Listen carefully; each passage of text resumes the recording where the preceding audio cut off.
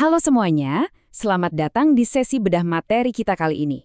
Jujur aja, saya antusias banget hari ini karena kita bakal nelusurin satu perjalanan yang luar biasa. Kita bakal bahas sesuatu yang mungkin sering banget kita dengar, tapi jarang kita pahami sampai ke akar-akarnya. Bayangin aja, gimana ceritanya sebuah konsep ilahiyah yang super abstrak bisa bertransformasi jadi ruang sidang modern yang ikut muter roda ekonomi di Indonesia. Nah, siap-siap ya karena kita bakal bongkar habis evolusi peradilan agama di Indonesia. Mulai dari sekedar urusan keluarga, sampai merambah ke ranah kompleks ekonomi syariah. Coba deh kita mikir sejenak. Kalau dengar kata pengadilan agama, apa sih yang pertama kali lewat di pikiran kalian? Buat kebanyakan orang, pasti nebaknya satu. Oh, tempat buat ngurus cerai. Tapi masa sih sesederhana itu? Apa benar institusi ini cuma sibuk ngurusi masalah rumah tangga yang retak? Jawabannya, enggak sama sekali. Kenyataannya itu jauh lebih besar, jauh lebih modern, dan percaya nggak percaya, berdampak langsung ke dompet dan bisnis kalian. Oke, mari kita bedah lebih dalam. Biar kita nggak tersesat, ini peta jalan pembahasan kita ya. Pertama, kita bandingin syariah sama fikih. Terus kita lihat tujuan dan sumber hukumnya. Ketiga, kita masuk ke struktur peradilan agama di Indonesia. Keempat, apa aja sih kewenangan mereka? Dan kelima yang paling seru nih, ekspansi gila-gilaan mereka ke ranah ekonomi syariah. Oke, kita masuk ke bagian pertama, syariah versus fikih. Mari kita samakan frekuensi dulu soal kerangka dasar Islam. Jadi gini, di dalam kerangka dasar Islam, itu kan ada akidah atau keyakinan, lalu ada akhlak atau etika.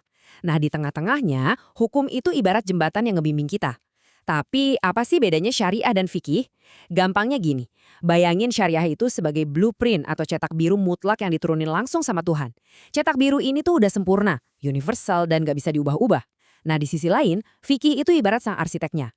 Fikih ini murni hasil pemikiran manusia, hasil perasan keringat para ulama buat nafsirin blueprint tadi, supaya bangunannya bisa berdiri dan pas dengan kondisi zaman dan tempat yang beda-beda. Jadi syariah itu kaku dan suci, sementara fikih itu dinamis banget dan selalu responsif ngikutin zaman. Lanjut ke bagian kedua. Sekarang kita bahas soal tujuan dan dari mana si arsitek ini dapat instruksinya, alias sumber hukum.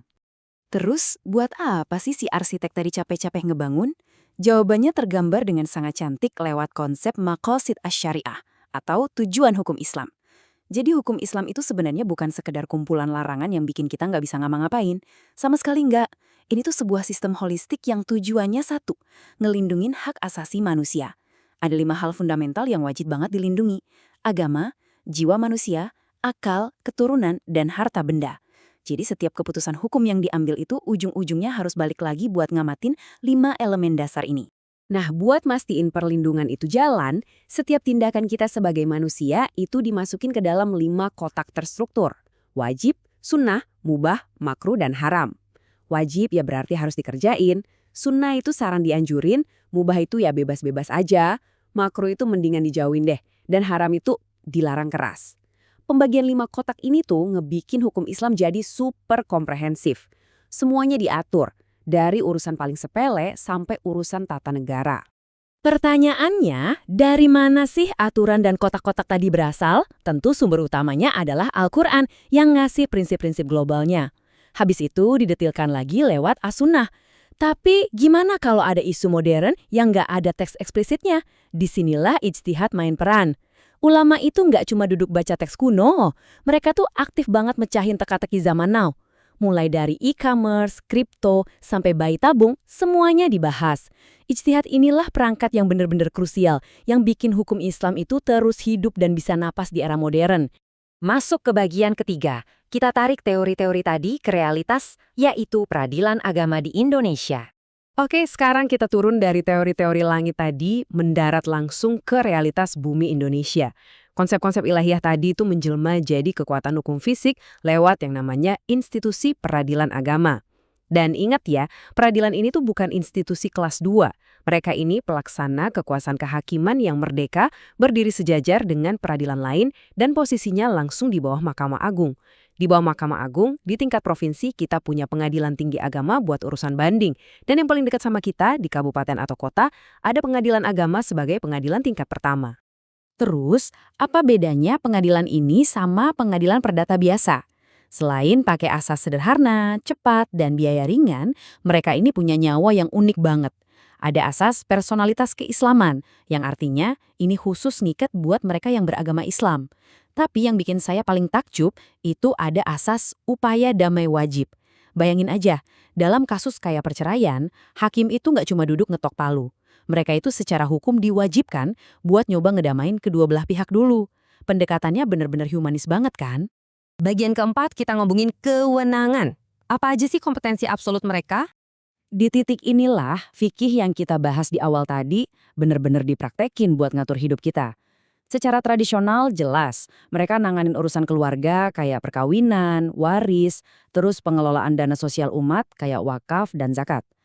Tapi, coba perhatiin list yang paling bawah. Ekonomi syariah. Yap, kalian nggak salah dengar. Pengadilan ini sekarang nggak cuma ngurusin keributan di meja makan keluarga, tapi udah melangkah jauh masuk ke ruang dewan direksi perusahaan. Dan ini bawa kita ke bagian kelima sekaligus klimaks dari pembahasan kita, perluasan ke ekonomi syariah. Mari kita lihat gimana kompetensi ini dibangun. Ini tuh benar-benar puncak transformasi yang luar biasa.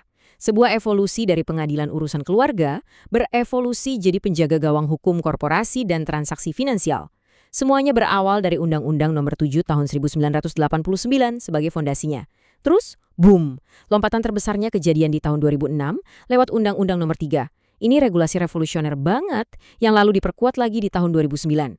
Lewat amandemen inilah pengadilan agama secara sah dikasih gigi buat nyidangin perkara-perkara ekonomi yang super kompleks. So, apa urusannya sama kita? Gini. Kalau kalian nyimpan uang di bank syariah, pakai asuransi syariah, atau minjem modal di pegadaian syariah, terus amit-amit suatu hari ada sengketa, kalian itu nggak pergi ke pengadilan negeri.